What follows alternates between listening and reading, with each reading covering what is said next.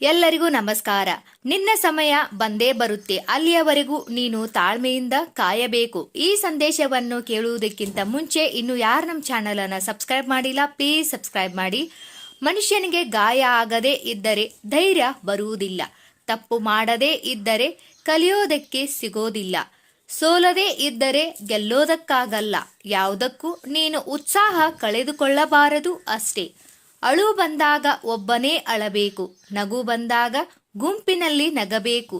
ಗುಂಪಿನಲ್ಲಿ ಅತ್ತರೆ ನಾಟಕ ಅನ್ನುತ್ತಾರೆ, ಒಬ್ಬನೇ ನಕ್ಕರೆ ಹುಚ್ಚು ಅನ್ನುತ್ತಾರೆ. ಬದುಕು ಒಂದು ಕಠಿಣ ಪರೀಕ್ಷೆ ಇದ್ದಂತೆ. ನೀನು ಹೇಗೆ ನಿನ್ನ ಜೀವನವನ್ನು ಎದುರಿಸುತ್ತೀಯಾ ಎಂಬುದು ಮುಖ್ಯ ಆಗುತ್ತೆ.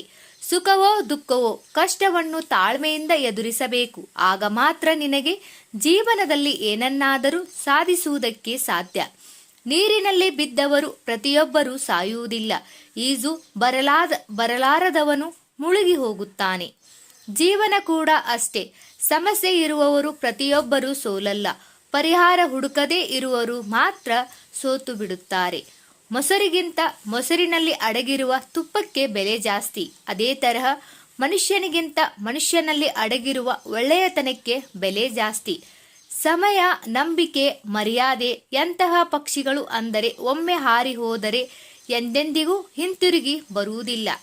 ತುಕ್ಕ ಮರೆಯೋದಕ್ಕೆ ಅಮ್ಮನ ಮಡಿಲು ಬೇಕು. ಬದುಕಿನಲ್ಲಿ ಭರವಸೆಯ ಬೆನ್ನೆಲುವಾಗಿ ಅಪ್ಪ ಇರಬೇಕು. ಕಷ್ಟ ಸುಖ ಹಂಚಿಕೊಳ್ಳೋದಕ್ಕೆ ಅಕ್ಕ ತಂಗಿ ಇರಬೇಕು. ಏನೇ ಬರಲಿ ನಾನಿದ್ದೀನಿ ಅನ್ನೋದಕ್ಕೆ ಅಣ್ಣ ತಮ್ಮ ಇರಲೇಬೇಕು. ಬದುಕಿನಲ್ಲಿ ನೋವು ನಲಿವಿನಲ್ಲಿ ಜೊತೆಯಾಗಿ ಇರುವೆ ಅನ್ನುವ ಸಂಗಾತಿ ಇರಬೇಕು. ಕುಗ್ಗಿದ ಮನಸ್ಸಿಗೆ ಸಾಂತ್ವನ ಹೇಳೋದಕ್ಕೆ ಉತ್ತಮ ಸ್ನೇಹಿತರು ಇರಬೇಕು. ನಿನ್ನನ್ನು ತಿರಸ್ಕರಿಸಿದವರಿಗೆ ಏನೂ ಹೇಳದೆ ಬಿಟ್ಟು ಬಿಡು.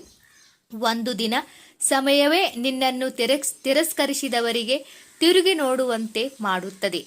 ಮಾತು ಮುಗಿದಿರಬಹುದು, ಪ್ರೀತಿ ಸಿಗದೇ ಇರಬಹುದು, ಸ್ನೇಹ ಕೈ ಕೊಟ್ಟಿರಬಹುದು, ಸಂಬಂಧಿಗಳು ಕಡೆಗಣಿಸಿರಬಹುದು. ಈ ಪ್ರಪಂಚದಲ್ಲಿ ಯಾರಿದ್ದರೂ ಇಲ್ಲದೇ ಇದ್ದರೂ ಈ ಜೀವನ ಸಾಗಿಯೇ ಸಾಗುತ್ತೆ. ಮನೆ ಕಟ್ಟುವಾಗ ಯಾರು ಬಂದು ನಿನಗೆ ಸಹಾಯ ಮಾಡೋಲ್ಲ.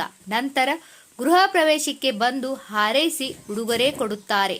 ಹಾಗೆ ಜೀವನದಲ್ಲಿ ನಾವು ಸಾಧನೆ ಮಾಡಲು ಹೊರಟಾಗ ಯಾರೂ ಸಹಾಯ ಮಾಡುವುದಿಲ್ಲ. ನಂತರ ಗುರಿ ತಲುಪಿದ ಮೇಲೆ ಎಲ್ಲರೂ ಬಂದು ಶುಭವನ್ನ ಹಾರೈಸುತ್ತಾರೆ. ಇಷ್ಟೇ ಈ ಜೀವನ.